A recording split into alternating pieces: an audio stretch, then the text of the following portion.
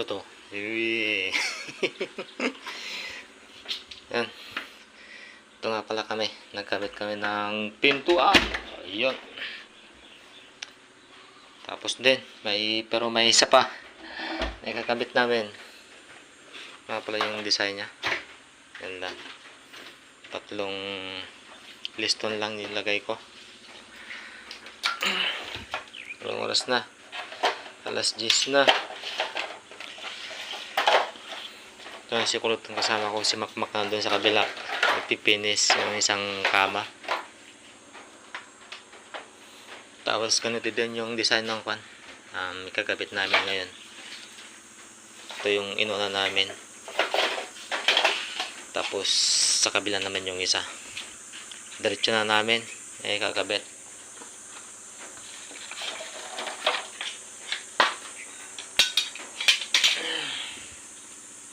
Ang init na, grabe. Nakakapaso na yung init.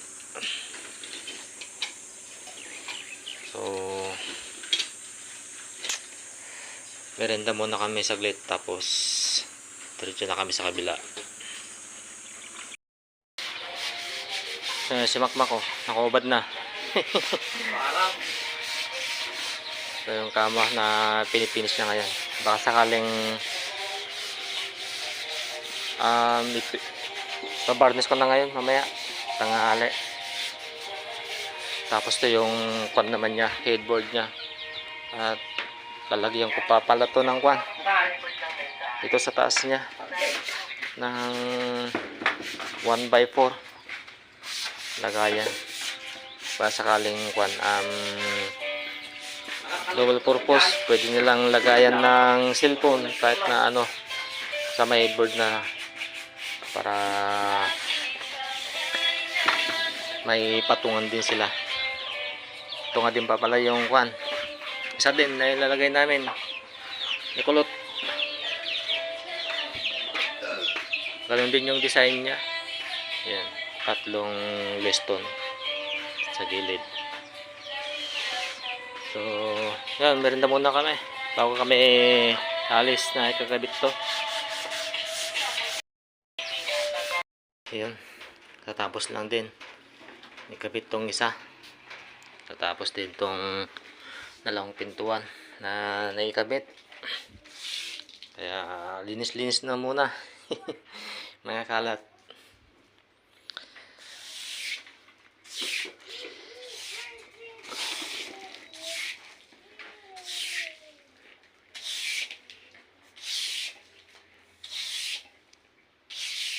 Saya Kulot kerekam dyan. Lala doon sa may kulong-kulong.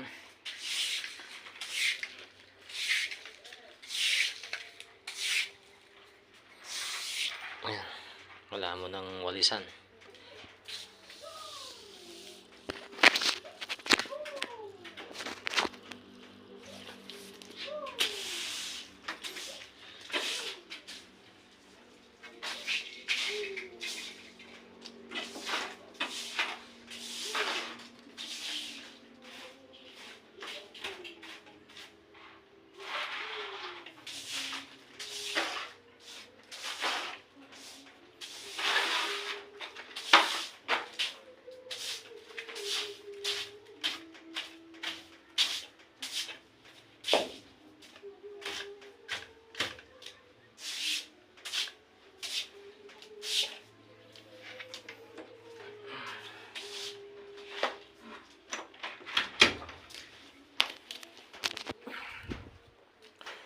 Kasi wala yung may-ari.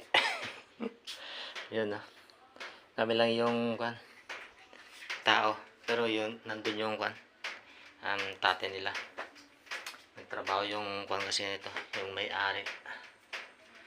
Kaya kinabit na lang namin. Adi metros gayam pa, Kulot. Metros pakialaman. Susukatin ko pa pala tong isang kwan, isang hamba niya.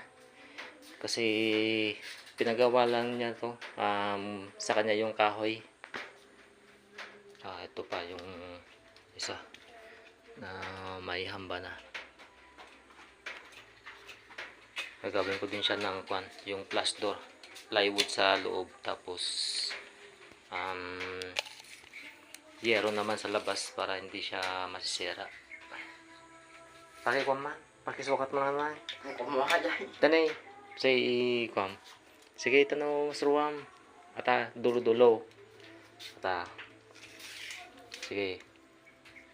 Yung sukat niya. 80. 80 cm na ingato na. Ang taas. So, ito na. Para matuto ka. Magsukat. Kumuha ka. Sige, babam. Sa. Sagad mo, sa. Tapos ito, isagad mo. Ayan. Yun, 2 meter. Okay. Okay na. Pero itong isa, wala na. Ito lang isa yung pan. May sobra pa siyang isang panghamba yung kahoy niya na pinagawa. Kaya ito yung gagawin ko na isa. So, ayan. Okay na. Ang oras na. Sakto alas 3. Ha? Let's go.